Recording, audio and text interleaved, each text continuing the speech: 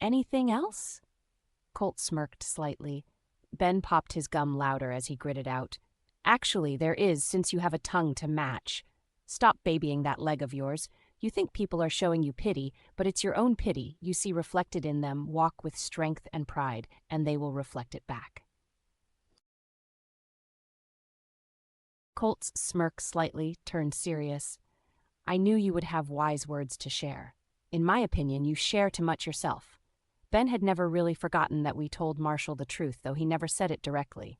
Colt looked to him in a wild stare. Ben became quiet, then mumbled out, You do have that going for you.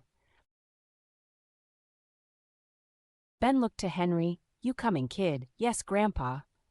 Henry loved teasing Ben every chance he got.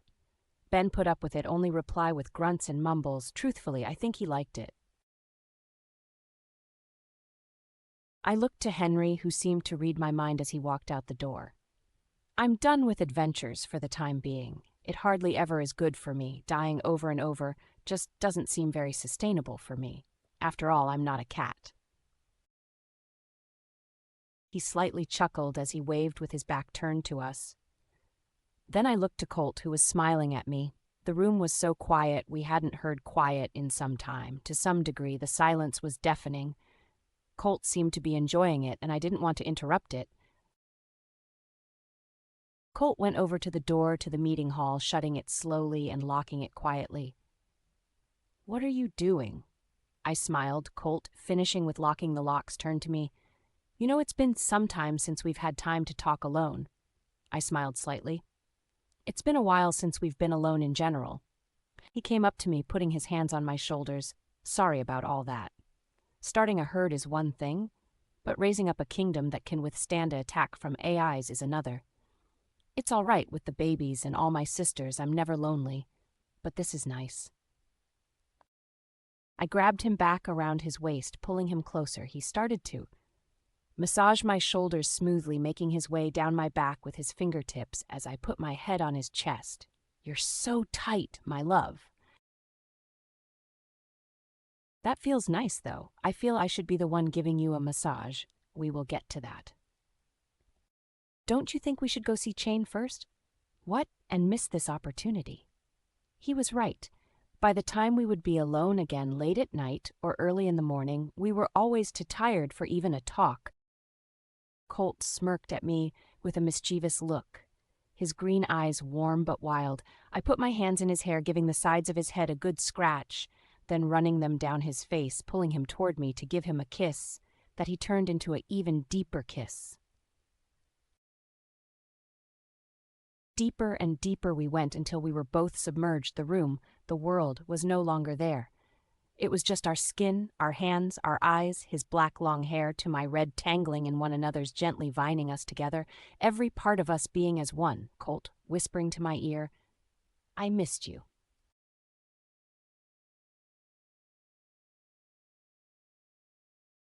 An hour or two later, we had straightened up the room and ourselves.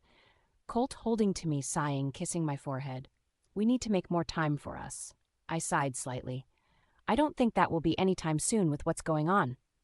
Colt eyed me. I'll make it happen. I forget how much I love how wild you are.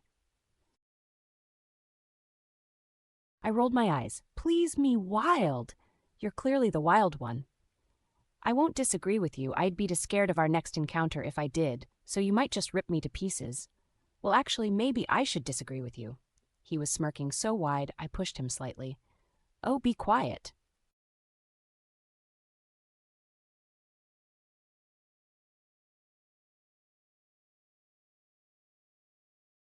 Colt went over to the door, unlocking it and opening it.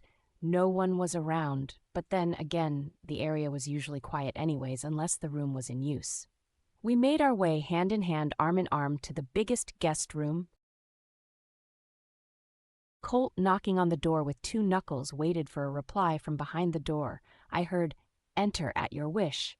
Chain's voice was so deep yet soft at the same time. Colt opened the door as we entered to see Chain standing in the center of the very large room, still wearing his colorful patchwork cloak and a rainbow of braided hair that matched on his back. He was carrying a pack. and in his hand he held a rope that led to the shower room. I couldn't help but wonder what was on the other end of the rope. Chain came up all smiles, hugging Colt in a bear hug. Then me, his strength felt like he was crushing me, though I knew with me he was holding back. Well, look at you two. I heard of a new leader taking over the lion's den. Then I heard it was the long-lost prince, and well, I knew that to be my Colt, and so it is. I looked to Chain shocked. So wait, you knew who Colt was? Chain smiled at me. My dear, do you forget who I am? Yeah, but Colt's your friend. Shouldn't you have told him? Now then, what would that do to my reputation as the secret keeper? Besides that, secrets always have a way to come to the surface when push comes to shove, if they are really needed to be known.